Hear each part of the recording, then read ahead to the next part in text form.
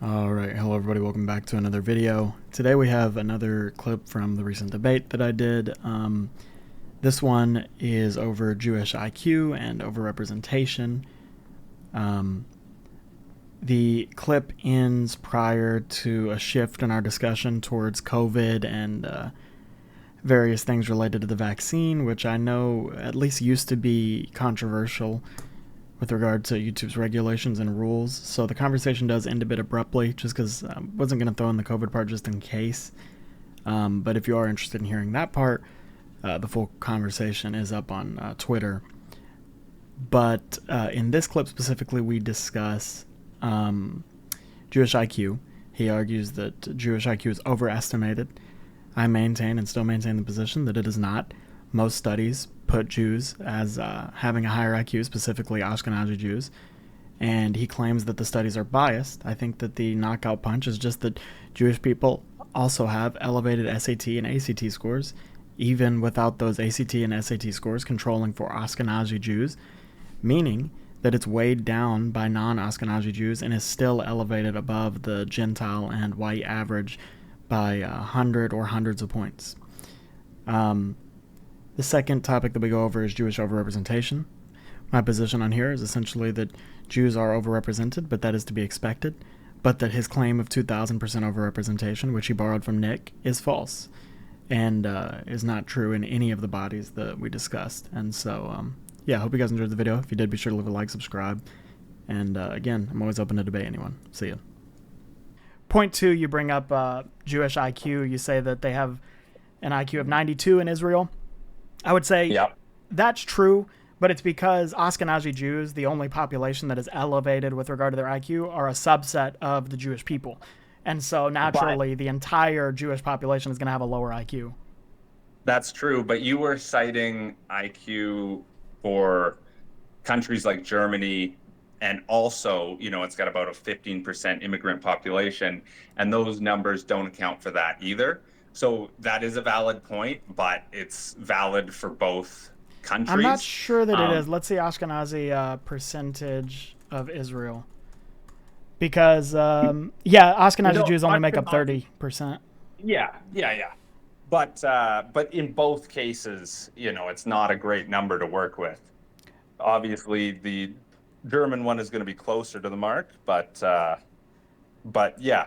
Quite a bit closer, right? If we put a bunch of Arabs in, like, to the degree that ethnic Germans only make up 30%, I wouldn't be surprised if Germany would have a lower IQ than Israel.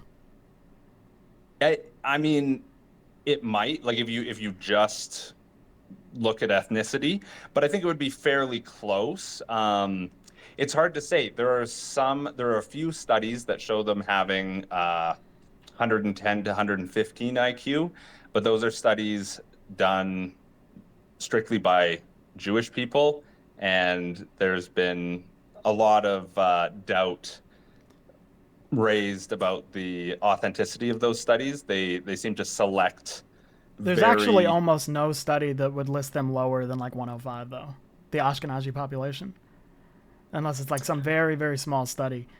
Not only that, but I've seen there are some that list them at like 100 to 105, which is in line with other European populations. I would be interested to look at that because, one, it could be weighting different sub-tests. Jewish people are handicapped with regard to their visuospatial ability as a consequence of inbreeding, which led to genetic deformities. But you would be hard-pressed to find anyone who studies IQ who wouldn't... I mean, and it makes sense if we believe in, like, you obviously believe in evolutionary pressures that can modulate one's IQ. What have the Jewish people done, if not debate for centuries upon centuries? That would probably lead to an increased verbal IQ. It makes sense, and most studies corroborate this. Their overrepresentation also corresponds with a population that's higher IQ. You might say they're even more overrepresented, but nevertheless, there's really no evidence, indirect or direct, to state that they don't have a higher IQ than other populations. If they were lower IQ, I would say you're running yourself into a contradiction where you're saying IQ is, on the one hand, important, but also not that important because somehow a population that's on par with the European average is 2%, yet manipulating all of them because, you guys say Jews control the world. Well, so I would just clarify, I agree with Nick's point in the video you were referencing that their IQ is very similar to the highest IQ of other European populations. I think the 10 plus IQ point gap higher is likely not true. Are you willing to But admit, I though, that the do. consensus on amongst researchers, even if you say it's biased, is that they do tend to have a higher IQ than European populations by quite a bit? Honestly, I would say, most of them are putting them around 110, but there are ones, like you said, that put them at 115.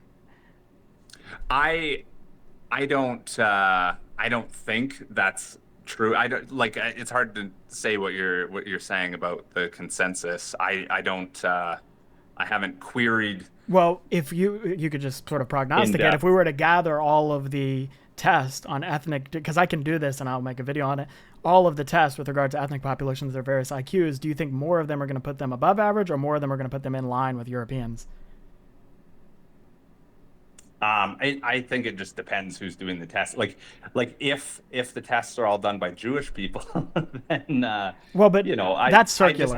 I have a certain degree of well, it's not circular. It's I mean, circular you can because have if you have a population that has a higher average IQ, they're obviously going to be more represented in fields that require a high IQ. And so you're going to have them doing the test more often. And obviously, if you just throw away every result that they get, well, then you're cherry picking for the result that you want. no, That's I why it's mean, circular. I think you need to dig into the details of the tests more than simply, you know, if a test is done, weigh it equally with all other tests, which gets complicated. I'm not saying it is impossible that they And have how a do we higher weigh IQ. it? I'm By just by their saying ethnic it's origin? Is that it?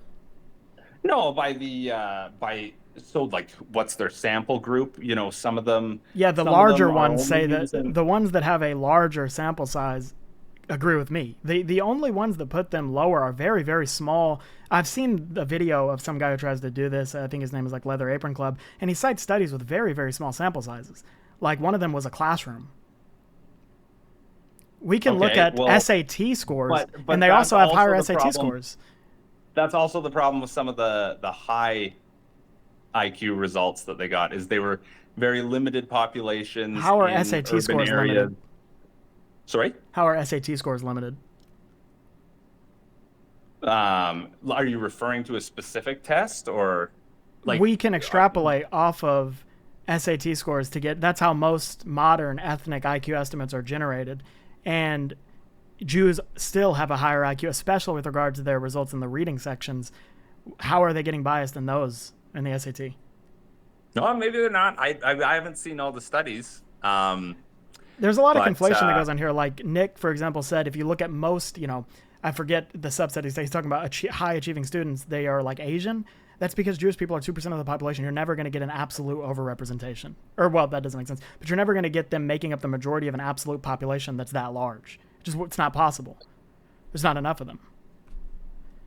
They're still um, overrepresented in high scores in the SAT and ACT. They're still overrepresented at top universities. They're still overrepresented in all major fields that require a high IQ. And so, again, indirect and direct evidence, it just doesn't favor the thesis that they don't have higher IQs. well, I would disagree with that, but I don't have all the evidence in front of me That's fine. If you want, we to prove can it. leave that one there just because it feels Well, as though we're I running into will a say wall. I would like to delve into the overrepresentation. Sure. You Do you want know, to? Let's do three first because I have that one that's coming right up after just the philosophy one. That one's going to be quick. You claim that non-Western people don't have philosophy that's potent or whatever, and then we have the Egypt one. Unless you want to just skip those, we can if you want. I think well, let me just do the Jewish overrepresentation. I don't mind touching on those other ones, but Sure. Let me I just don't start think by they're saying as this real quick. interesting. You claimed Yeah. specifically that the U.S. or that Jews were approximately or actually 2,000% overrepresented. They are 2.4% of the U.S. population. Do you know what a 2,000% overrepresentation of 2.4% is? I didn't do the math. That was just It's I roughly think a 50%. And I can tell you that there yeah. nobody that you cited comes even close to that. Well, And so that was my point. When Nick said no, 2,000% it's probably overrepresentation, a that's third. ridiculous. Well, it's not ridiculous. They're It is like a ridiculous because third they're of not the Senate. 2,000% overrepresented in any field. Maybe a synagogue. They're going to be 2,000 But overrepresented in synagogues. no, it's like 1.5 thousand. It's like a 1.5 third of the. thousand. What does that mean? Well, I'm I'm saying talking about percentages, not absolute numbers. if we talk about the Senate, the U.S. Senate, a third of the They're senators are 9% of the Jewish. Senate. Yep. Well, I didn't 9% of fact the check Senate, this. 6% of the House. 8 Supreme Court justices in the history of the United States were Jewish. One of them is Jewish now. They're just not 2,000% overrepresented in any of these areas. They That they would be an were half insane the overrepresentation. they were half the Supreme Court as of 10 years ago. I'm not sure off the top of my head if that's true, but it wouldn't change the fact that one is Jewish now and only 8 in the history of the United States have been Jewish. I You know, would have maybe you can to, cherry pick again, I some don't have the temporal numbers in point. front of me, but I am not convinced by that You could because just Google it. That was from Pew. where are Pew. you sourcing Pew. those numbers Pew. from? Yeah, so Pew doesn't necessarily like how are they qualifying people as Jewish? Is it if they're practicing You can Jews actually that just attend a synagogue? Google. You can actually just Google, like we can look up each individual Supreme Court justice and figure out if they're Jewish or not. I have done that to some extent, and I've also seen other people do it, and the number is I mean, we can do it right substantially now if higher. you want. They're not going to be 50% of any of these bodies. That's insane. That's an insane claim. It's not possible. How many of the Fed chairs have been Jewish? I don't know. I didn't look at that one. I only did what you said. You said media, finance, judiciary, Senate, House. I mean, media is. It's too vague. I think couldn't fact check that. I mean, I don't know what you mean media. Owners, maybe, but even then, I doubt that it's 50%. it's the owner of CNN, Sure. Zucker. He's Jewish. We've got Facebook. Zuckerberg's Jewish. Instagram is him as well. Yeah, but You've that's just got one guy. I mean, that would be like me saying we have, no, Gentiles but owning Tesla, Twitter, SpaceX. I mean, it's one guy. All the only major broadcaster in the US that isn't owned by a Jewish person is Fox News, and it's extremely favorable to Jews and Israel.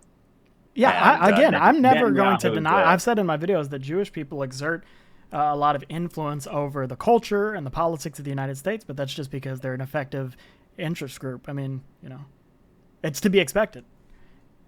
If you vie that hard for, your kind, you're going to get a lot of influence.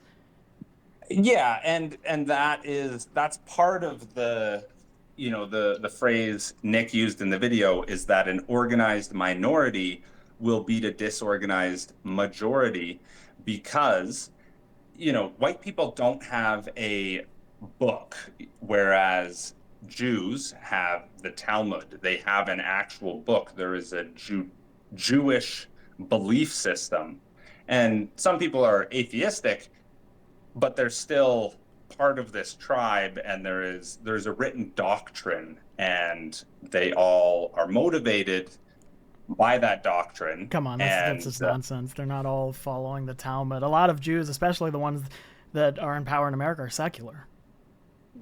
Yeah, I mean, some of them are, but they're still very in tune with the. But that's just an assertion. As soon as there's criticism of Jewish power, they step up to the plate to defend that. You know what I mean? That's not true. If you look at the left, a lot of major figures against Israel-Palestine have been Jewish people. Yeah, but so that's part of the issue is that they also promote themselves in opposition But now you've created an unfalsifiable theory where X and the negation of X both count as evidence in favor of your proposition, and that's just unarguable. Well, it's unintelligible. It's not. it's not an unfalsifiable theory. I'm It saying is, it's the because you're telling state me of that if they're affairs that arguing you. for Jewish people, well, that's because they're Jewish and they're advocating for their self-interest. If they're arguing against it, they're controlled opposition, trying to manufacture a scene that's ultimately going to pay off for them. So no matter what piece of There is evidence I provide for you, it's actually not going to shift the needle either way. You have a preconceived notion that you're going to stick with.